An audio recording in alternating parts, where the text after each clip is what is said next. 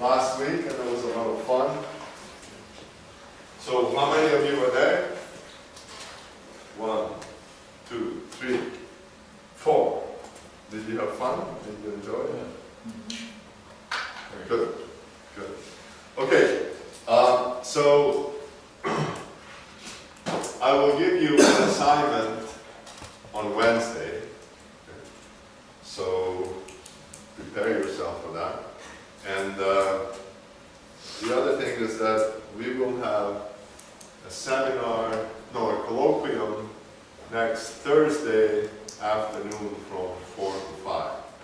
Are most of you free at this time? Thursday 4 to 5? Who is not free? You're not free? We have an English class. English class. Maybe you can miss one class. This is not a liquid crystal lecture, but I think it will be a very interesting lecture about icicles and the flow of syrup and pattern formation. October 1st? October 1st? 8th. At 8? 8th, yes, a week from Thursday. So if you can possibly make it, I would encourage you to come. Okay, now we'll start. So I want to summarize the really important results we had.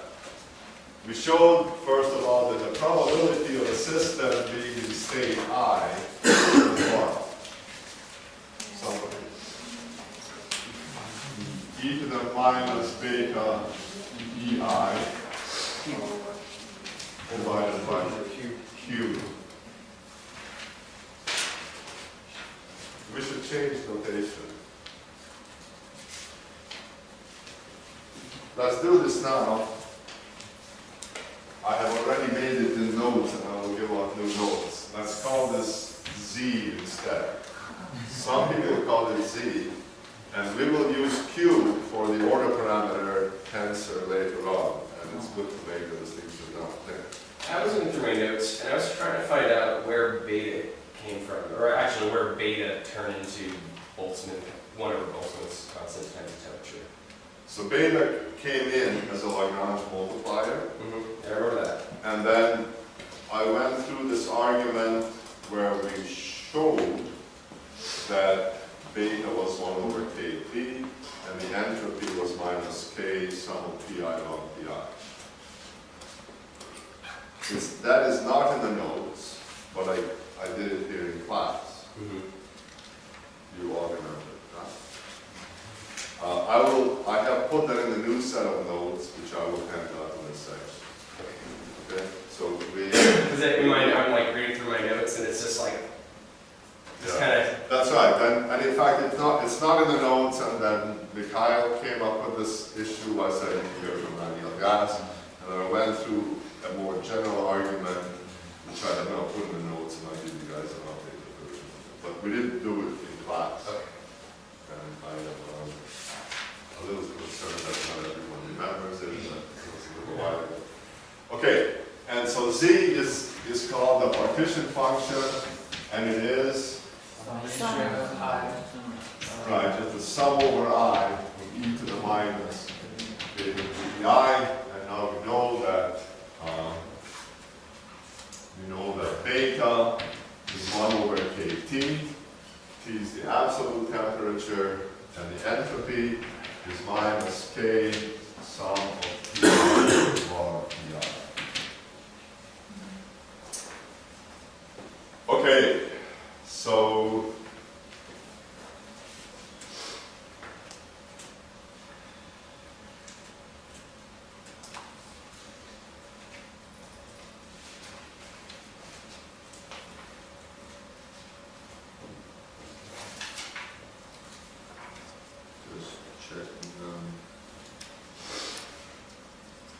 yeah, so I will hand out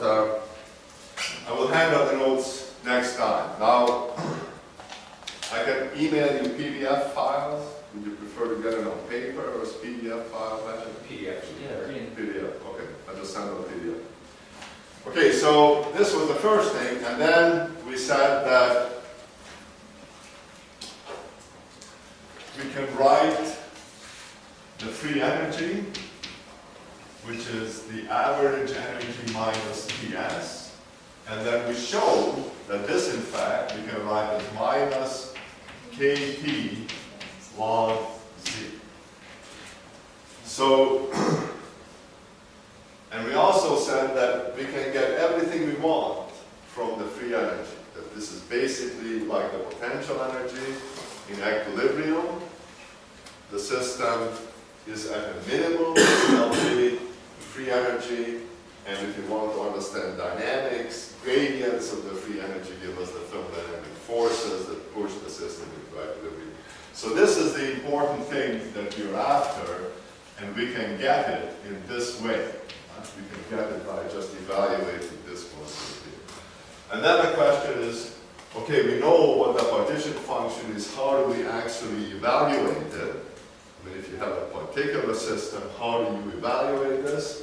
And there, and so this is again the key thing, is that to a very good approximation, we can evaluate this by replacing the sum by not one, but a bunch of integrals. We write e to the minus the Hamiltonian in p's and q's, and then we have dp dq divided by h for every degree of freedom, so we have lots and lots of these. So the prescription then, okay, so the general picture is this. We have some system that we want to understand. Well, to understand it, to predict its behavior, we need to get its free energy. We need an expression for its free energy. How to get it? Through this definition, and we can evaluate the partition function in this way. And we already did this for the ideal gas. Okay? So this is really important because we can use this procedure for essentially any system consisting of many particles. And why is that just an approximation? Why is it an approximation? Because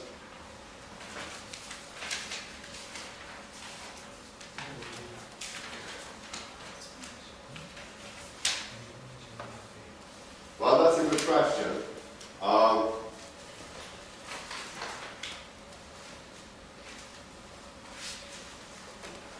That's a good question. Maybe it's not an approximation.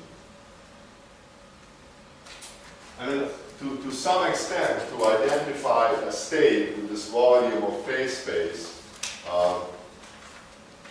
was not rigorous for us. Right? We said that we cannot specify the system more accurately than that.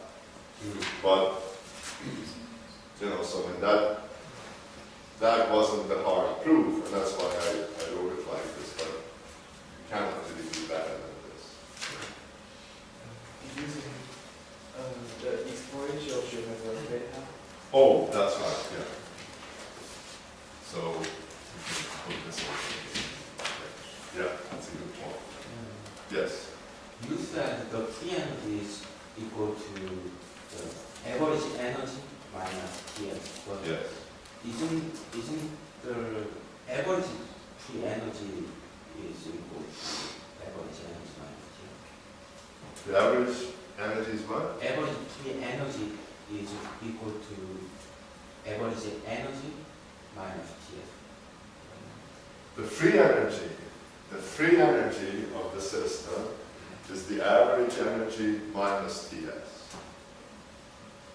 And we showed by direct substitution that if you do that, that's the same as this.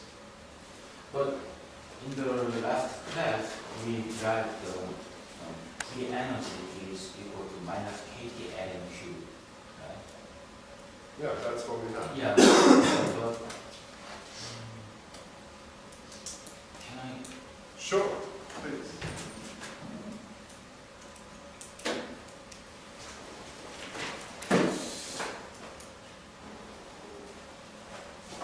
Last time we got the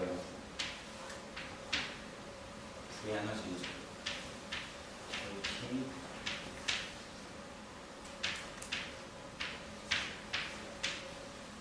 Ln G, right? So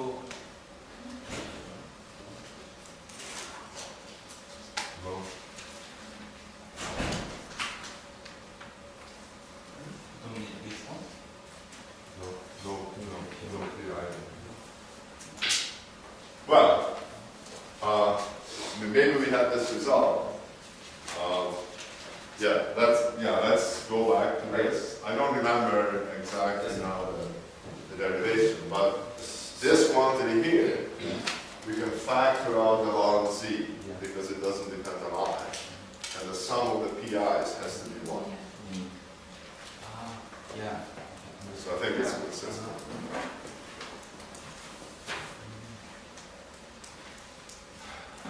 Good. Okay. All right. So this is an important thing. So this is a robust prescription for getting the free energy from which we can get everything that we want. So is everybody happy with this? All right.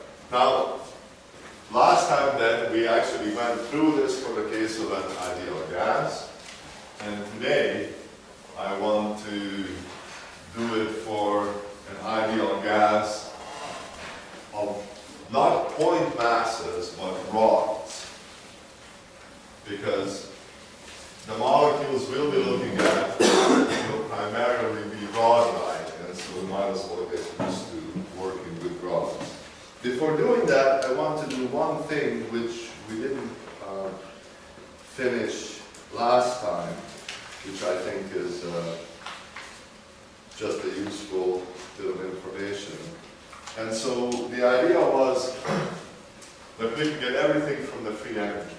So consider the free energy. BF is BE minus TdS minus SdT. Now, if we do things reversibly, then the change in energy, well, the change in energy is dQ minus dW. Right? And so if we do things reversibly, then dQ is TdS. And if I have a system where the only external force is pressure holding the system together, then the work is PdV. So this is dE, and then we have minus TdS minus SdT. Okay? So these guys cancel.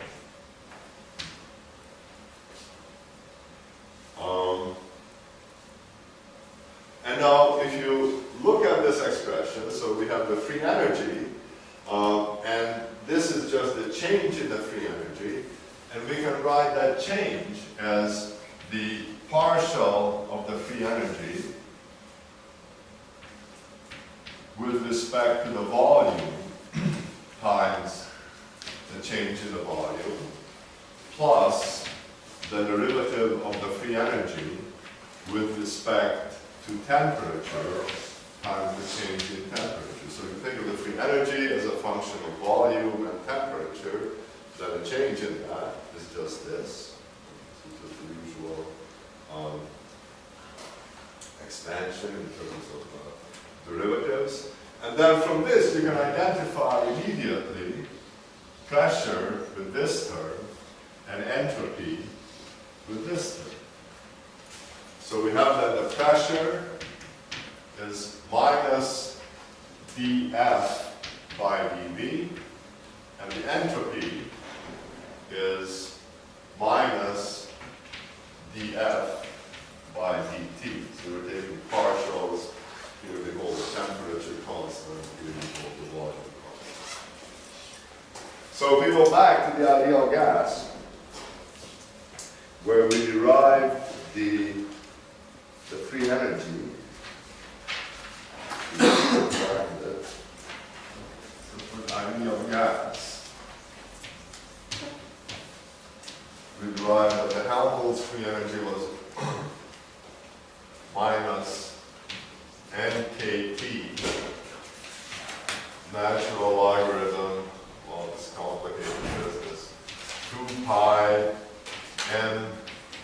nkt over h squared to the 3 halves times the volume times E divided by N.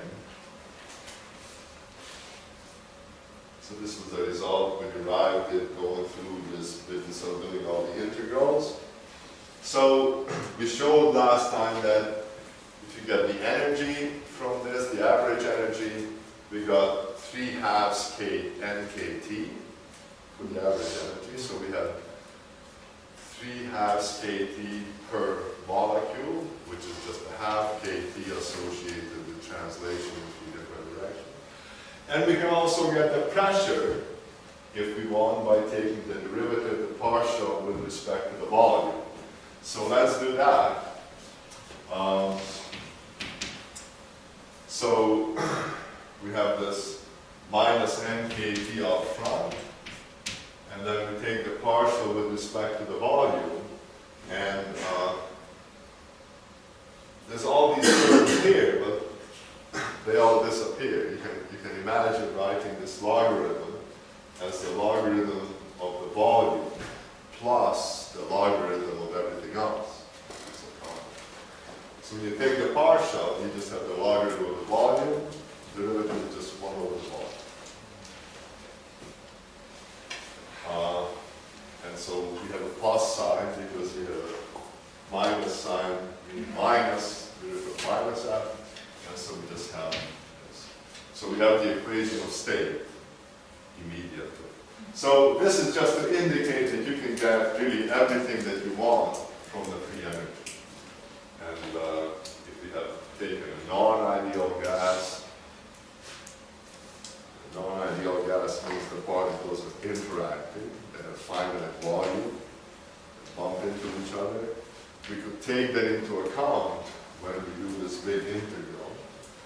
And the particles attract each other through van der Waals forces. You could have put that in there. And then we would get the van der Waals equation of state instead of this. So this procedure is really powerful. As I said, you can use it for essentially any system consisting of many particles. You can do it for magnetization, binary fluids, all sorts of liquid crystals, as we will show, all sorts of different systems. Okay. So this is just to indicate that you can get all the thermodynamic information from the free energy once you have the free energy. All right, so the next thing I want to do then is to look at the problem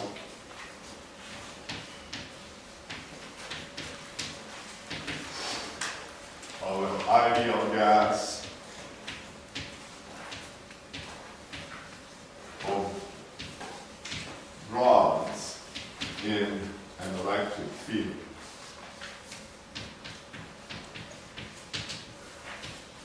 Okay, so why are we doing it? Well, first, we will be working with rod-like molecules later on, so we might as well start working with it now. We want to see what happens when we try to evaluate the partition function, and we want to understand what happens if we have an electric field. And a gas of rod, a third an electric field. Do we have orientational order? Does an external field line up all the rods? And the things we will encounter in this derivation will be things that we will encounter when we make the liquid crystal field.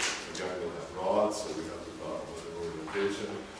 And the aligning field, in the case of a real liquid crystal, is not an external electric field, although that can be that, but the interaction between the molecules.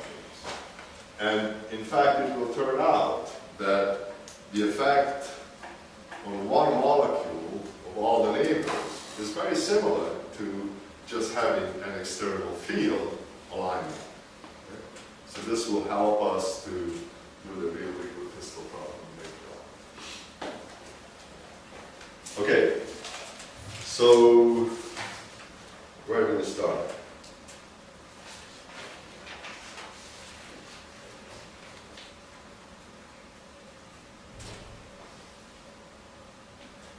So first of all, we have to describe the orientation of these rods. So let's assume that our molecule, make a assume that we have an ideal rod, which is very, very thin compared to its length. And to describe its orientation, we'll put a unit vector L hat on it. Okay, so this unit vector will tell us at each point which way this rod is pointing. Now, if you just take a rod, wooden cylinder, then there's no way to determine where to put the arrow. If I give you a rod and say, draw a unit vector on it, you can draw the direction, okay, but there's no way of telling where the arrowhead points. And that's an important thing to think about, because in most liquid crystals, the situation is like this. People talk about putting a unit vector in a molecule, but you never know where this arrowhead should be. So you always have to ask yourself, does my theory adequately represent the symmetry of the particle? Nothing should change if you put the arrowhead on the other side. If you replace L by minus L in the theory, nothing should change. Okay. These notions of symmetry are really important and useful, as you will see. All right, so anyway, so there's a molecule, and now, even before we start talking about the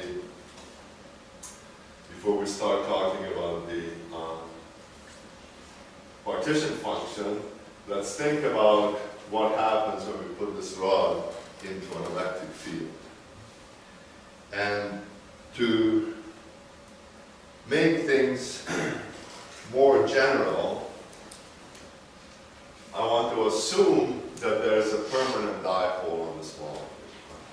So,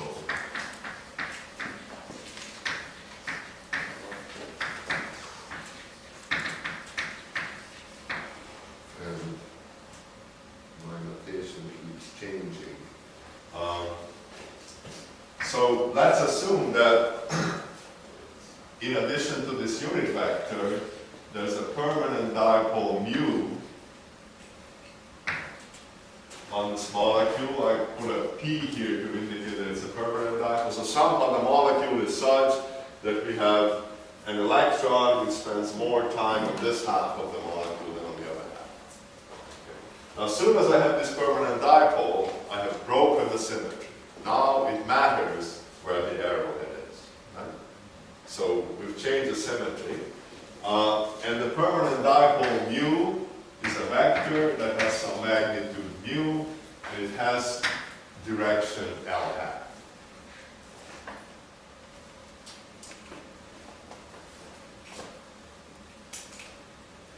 Now, in addition to the permanent dipole, if I have an electric field pointing in some other direction, it doesn't have to be along the molecule, then there will also be an induced dipole.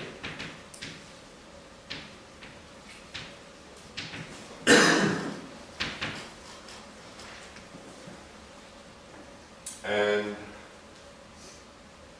what will be the direction of the induced dipole? If it's an ideal thin rod, then charges can only move in this direction.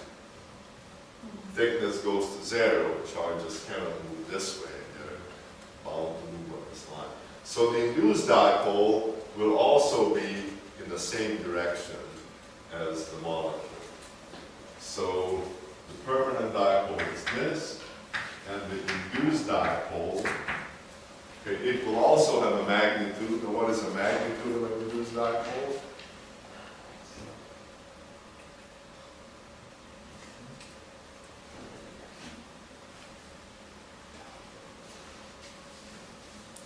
Stability times L dot E, I think. Right. So if you put anything in an electric field, it will have an induced dipole. and the magnitude of the dipole is the polarizability times the electric field. Now, in this case, as we said, if this was just infinitely thin rod, charges can only move in this direction. So we only care about that component of the electric field which pushes the charges in this direction, because the perpendicular component cannot do anything. So the induced dipole will have a magnitude which is the polarizability alpha, which is just a number, times the magnitude of the electric field parallel to the axis of the rod. So this is the electric field in that direction, and then this is a vector, so it's going to be pointing in the L direction. So now you see that this dipole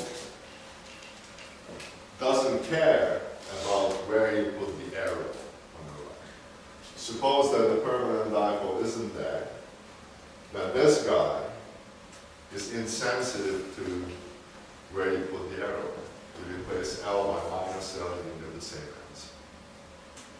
So that's what we would expect from the center. Okay, so these are the two dipoles, and I want to point out already now that here we have this interesting thing of two unit vectors side by side. They're not multiplied together, it's not a dot product of these things, but there are two unit vectors, and we'll be encountering this kind of situation a lot, but I just want you to remember it because we'll later relate this to tensors.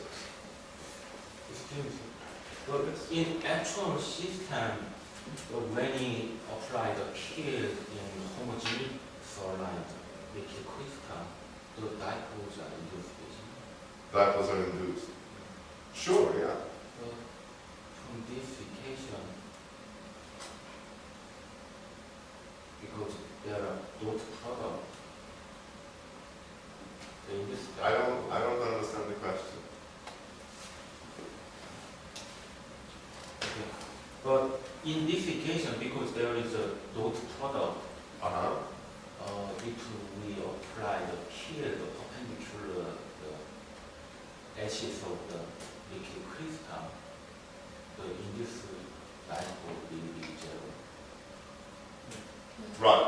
Now, okay, so that's a good point. If I have a real molecule is going to look like this. And in a real molecule, if I apply a field this way, I will get one dipole, magnitude something. If I apply the field this way, I will have different dipole with different magnitude. So I am assuming that this molecule is infinitely thin this way, so that the polarizability in this direction is zero. And so we are ignoring this effect. A real molecule will have another component here. But I'm just ignoring that for simplicity now. Okay? But my question is, in the real molecule, when you apply the perpendicular field, the dipole is induced to the ordinary axis, right? It will be induced along the short Yeah. axis. But in this case, why the molecules are aligned in the direction of the field? Okay, so I might as well do this since you asked the question. Suppose we have a real molecule.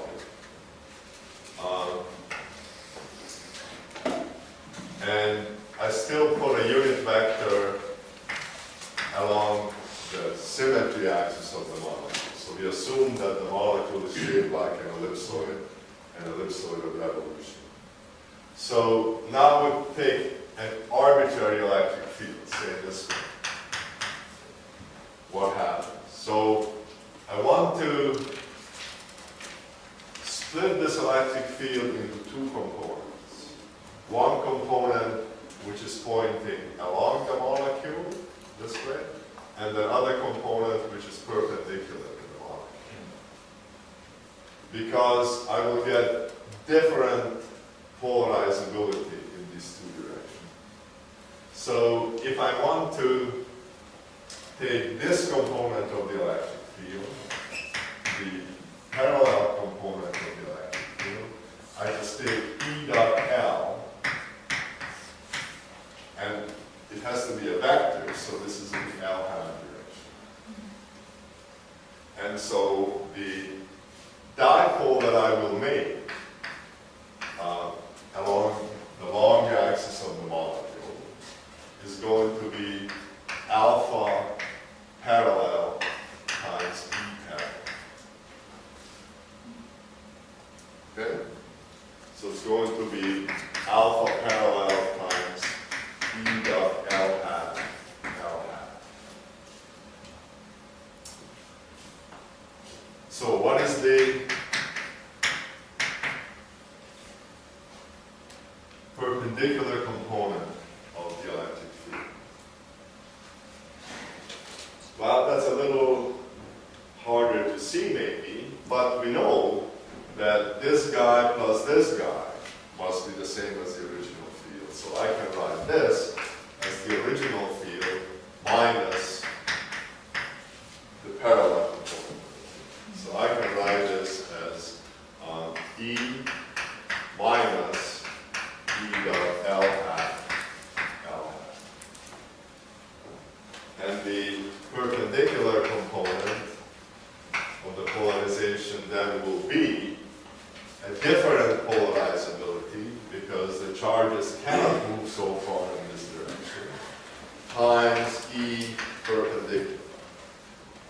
So it's going to be alpha perpendicular times all this stuff, which is E minus alpha perpendicular times E dot L hat, L hat. Okay? Yes? Why does E perp equal E minus E parallel? Why isn't it E perp squared equals E squared minus E parallel squared? Using the Pythagorean theorem. Is it not kind of like that? Well, I mean, I have a vector, and I want to split it into two components. One this way and one this way. So I'm saying that I can write this vector as this vector. Right. There's a vector sign. I get it. How's that? I get it. And what you say is also true. This is also.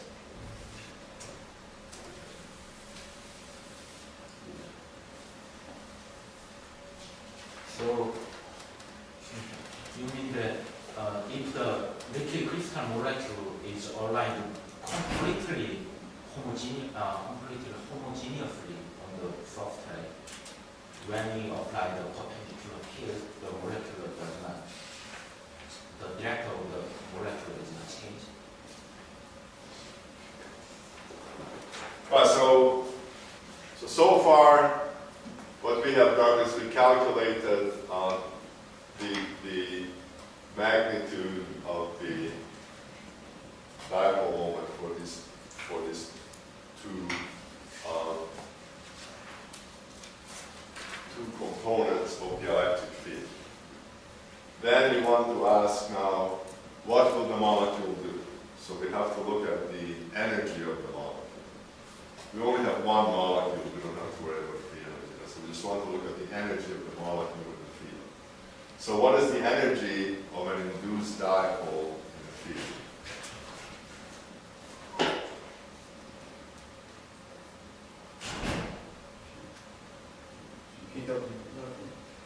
PW. Well, we've talked about this already. Minus. Yeah, minus, but there's the permanent dipole and the induced dipole. Hmm? No, there's two separate cases. We can ask, what is the energy of a permanent dipole in an electric field? What is that? Minus P. Right. Okay. So now, what is the energy of an induced dipole in an electric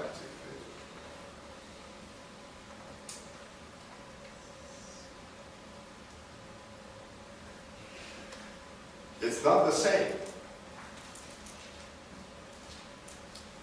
We talked about it when you stretch a spring. What lower to? Right, it's minus 1/2. So that's an important thing. So the energy of a permanent dipole is minus P. So we have notation problems here. I'm sorry, in the notes I had mu, and here I'm talking about P. Let's go back to mu, because the reason I was using mu is because in the partition function we already have a P, which is momentum. Okay? So there's not enough symbols in the language. So the energy of a permanent dipole mu P is just mu P dot E. The energy of an induced dipole is minus 1/2 mu induced E.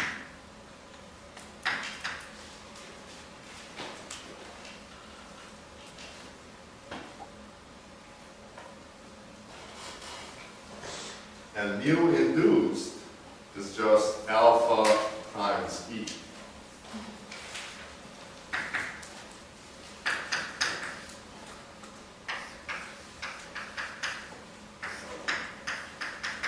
So this is minus 1/2 alpha E squared.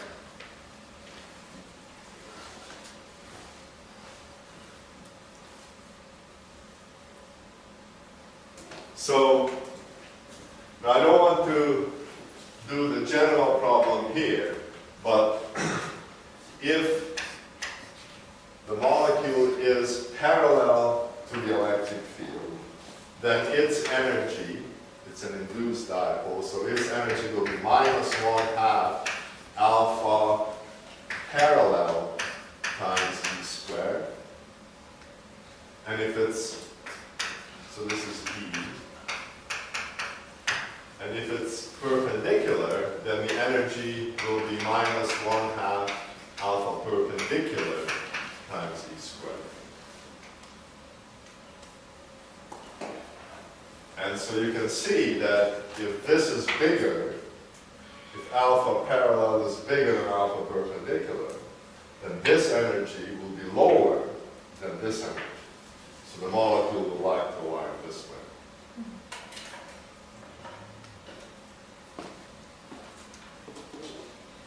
Okay? Good. All right.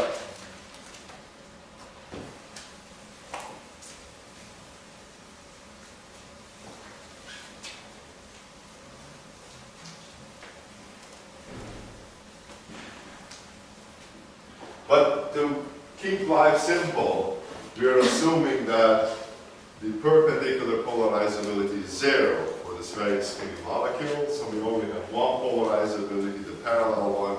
And this is just for the sake of simplicity. We could do it for the general case, but it would just be a little more complicated, so we'll ignore that. Okay, so what we need to do now, okay, so now that we understand the energy, all we have to do is we want the free energy, so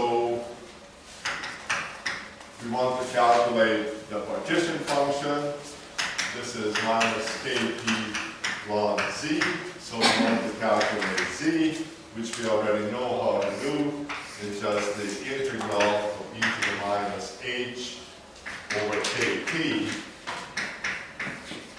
dp dq over h, okay, for all the p's and q's in the system. And because the particles are indistinguishable, we have to correct for that by dividing this by n factorial, if all the particles are identical.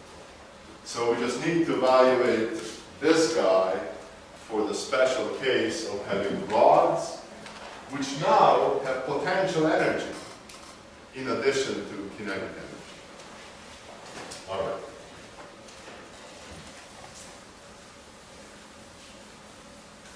So it's pretty much the situation that we had before. So what is the kinetic energy overall?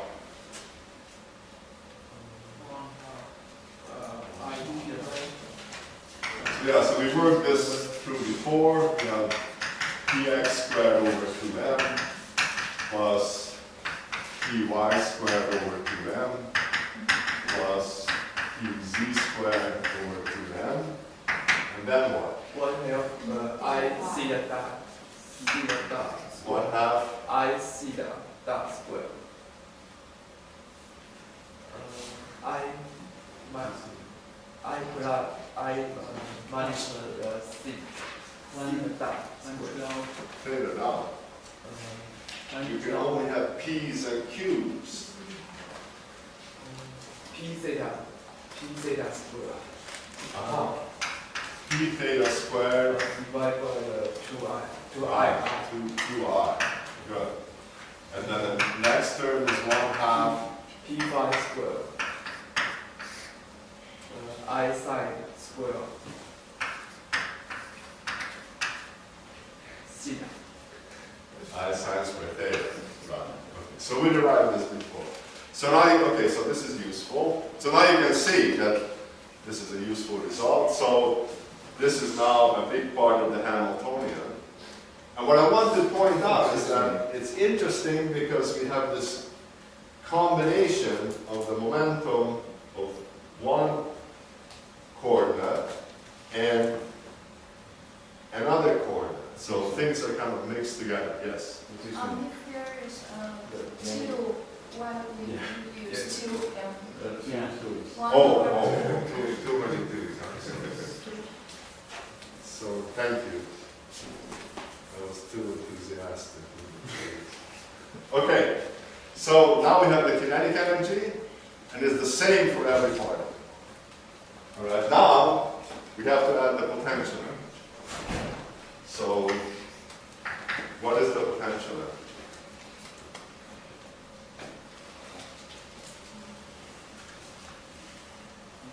Sigma over mu pi.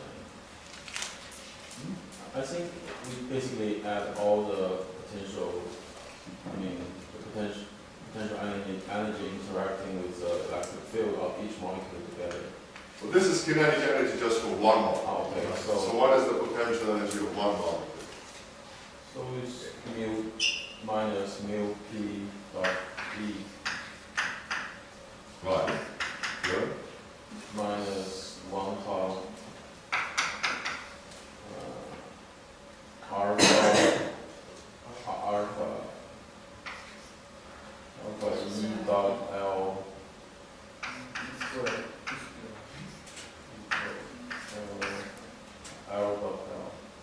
l dot e.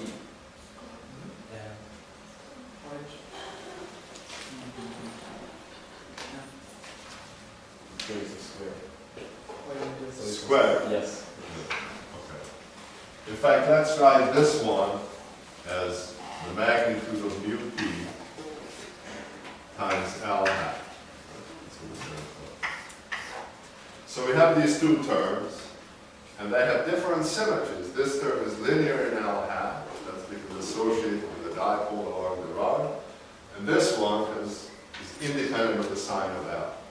Any rod will have this term. Okay, and is there anything else?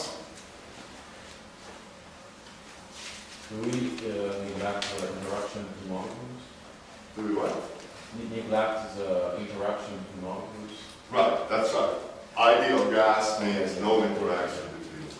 So it's like individual particles in a field, and if we want to keep them from flying off to infinity, we want to put them in a box. And so we put in a box potential plus u box. And this is the usual box potential. It is 0 if the particle is inside, and it's infinite if the particle is outside. Okay, so now having this, we just do what we did for the ideal gas, except we have more terms to worry about, but we'll just forge ahead and do it just the same. And you can see that you can always do this. Even if you had molecules that were hinged rods, for example, you would just do the same thing. You would write down the kinetic energy, you would write down the potential energy.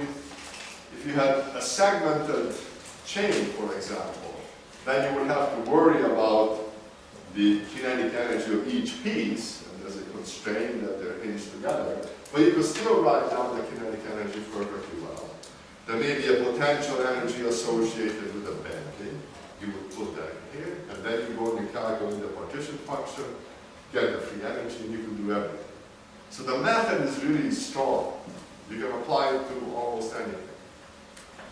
Okay, so now we'll go next door, and then we'll evaluate the partition function for this particular.